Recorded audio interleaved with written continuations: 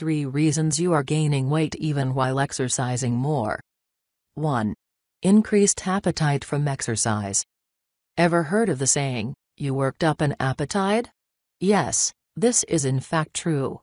Our body reacts to the calories we just burned through exercise by increasing our appetite.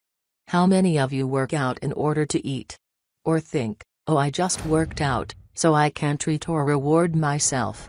If you're like most people, the answer is yes, we do feel like we can reward ourselves after exercising. Especially today with our craze with staying lean, we often exercise to compensate for unhealthy eating or overeating. The key word is compensation.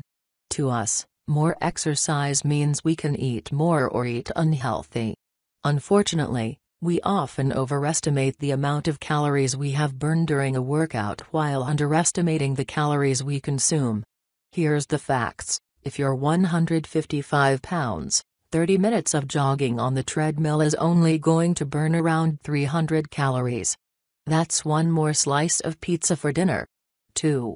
Burnout. If you've ever had an exhausting workout, you know the feeling, "I could eat a horse." You're so tired and burned out from the workout that you crave energy. You want to eat and replenish your energy reserves. As a former collegiate athlete and current coach, I see it happen everywhere. Kids and adults alike run themselves into the ground through exercise. It may be lifting weights or running for extended periods of time. Whatever it is, we exhaust ourselves through exercise. It may be to decrease stress or because we want to lose weight, but either way it has ramifications in the eating habits we develop. The issue is we confuse our true biological hunger with the psychological exhaustion from our workout. Our real hunger is not nearly as intense as the psychological hunger we feel. As a result, we eat way more than we should. But don't I need to eat a lot to refuel my muscles?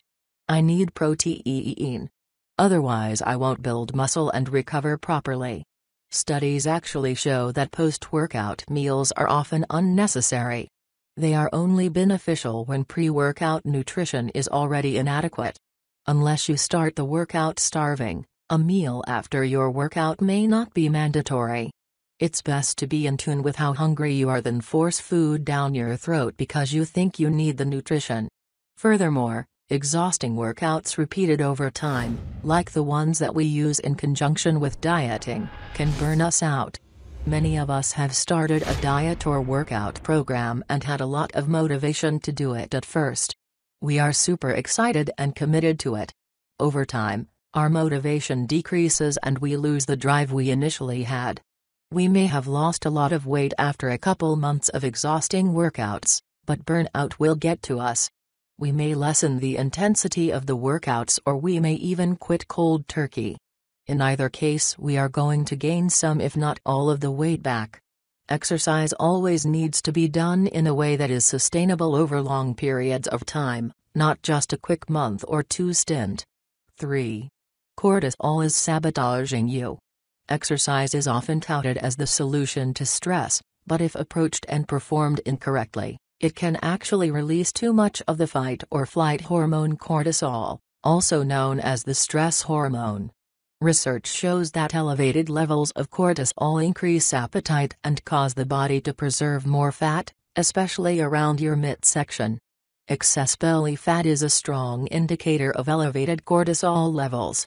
Your cortisol levels will normally increase from too much stress at work or not sleeping enough, but you may also have elevated cortisol levels if you are exercising too much. Exercise has become something you feel obligated to do. Your workouts have become monotonous. Exercise will automatically increase your cortisol levels because exercise is a stressor on the body. It breaks down your muscle tissue, and your body is required to repair it.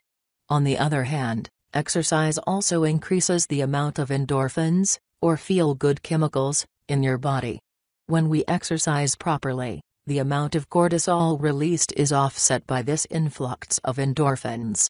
We always release both during a workout, but a few factors determine whether the net result is a greater amount of endorphins or a greater amount of cortisol. When we exercise excessively, we do not give the body enough time to recover and heal. When your body is under severe strain like this, your cortisol levels increase and your metabolism slows down to actually help you conserve energy. This reaction is a survival mechanism that has allowed humans to survive for millions of years. Furthermore, when exercise becomes merely an obligation or too monotonous, we derive no pleasure from it. Working out should not be something we do just to lose weight. It should never be something that causes us anxiety or stress just by thinking about it, as this will only increase your cortisol levels and fat storage further. The best way to work out for weight loss: if you are seeing no weight loss from your workouts or you are even gaining weight, you need to understand what's going on. You may be affected by the 3 problems listed already, or you may not performing the correct types of workouts. It's true that the workouts we perform account only for a small portion of daily calorie burn, but that doesn't take into consideration the metabolic changes that occur.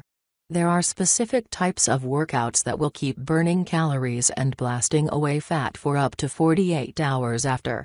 These are the types of workouts we need to start doing. The right type of workout will burn calories for hours after the workout, shred fat while you are sleeping, develop lean muscle mass. We would normally think the long, strenuous burnout workouts, running on the treadmill for an hour, lifting for 2 hours, help us out the most when it comes to weight loss. However, this approach can cause more harm than good. Since overly intense workouts can cause increased appetite, burnout and elevated cortisol levels, it is oftentimes best to do less. Workouts that incorporate high-intensity interval training, HIIT, are your best bet for maximum fat burning. Personally, I've trained clients using a 20-minute HIIT protocol only twice a week with fantastic results. Remember, less can be more.